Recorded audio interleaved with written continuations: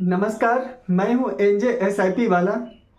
हमारे सोसाइटी में, हमारे समाज में लगभग 3 वर्ष के उम्र से बच्चों की पढ़ाई की शुरुआत हो जाती है और ये पढ़ाई लगभग उसका 20 साल तक एज तक चलते रहता है। कई केस में तो 25 साल तक भी उसकी हायर एजुकेशन चलते रहते, मीन्स पढ़ाई कंटिन्यूड रहता है।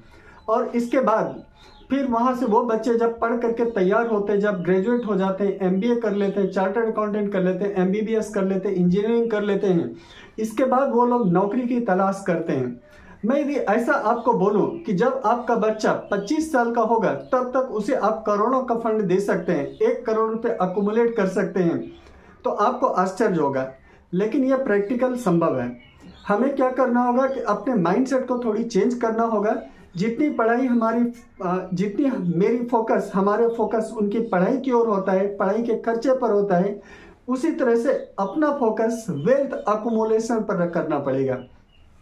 हमें क्या करना होगा कि जिस समय बच्चों का बर्थ होता है, जिस साल में बच्चों का जन्म हो, उसी साल हर महीने लगभग 5,500 मीन्स 5,500 की भी एक एसआईपी कर लें उनके नाम पे, तो वो बच्चा जब 25 साल का होगा तो उसके पास में 1 करोड़ का फंड जमा हो जाएगा। यदि मान लीजिए कि ये आपको अमाउंट मुश्किल सा लगता है कि इतना अमाउंट हम नहीं कर पाएंगे, उसका दूसरा अल्टरनेटिव रास्ता भी है।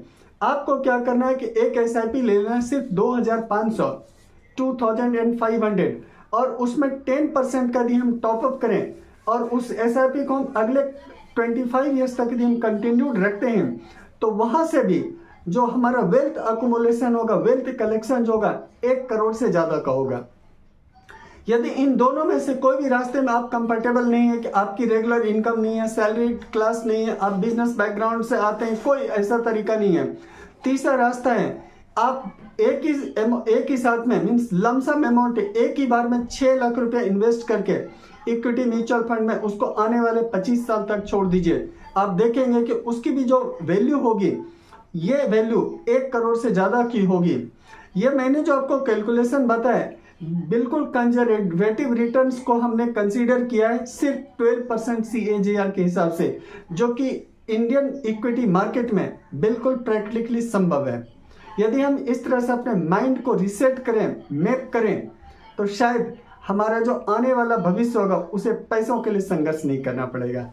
आज के लिए इतना ही। Thank you. जय श्री कृष्णा।